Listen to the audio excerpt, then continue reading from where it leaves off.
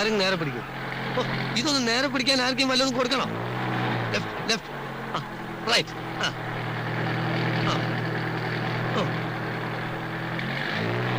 എന്റെ അമ്മേ, സാറേ അനാവശ്യമായിട്ട് സ്റ്റാരിങ് അങ്ങോട്ടും ഇങ്ങോട്ടും വെട്ടിക്കരുത്.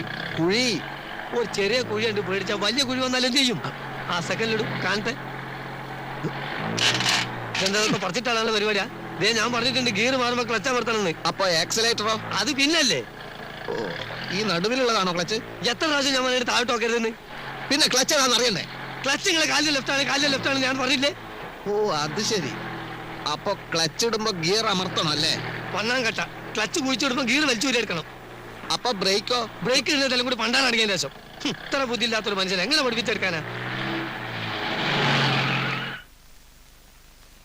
അധികം ചൂടാവൊന്നും വേണ്ട.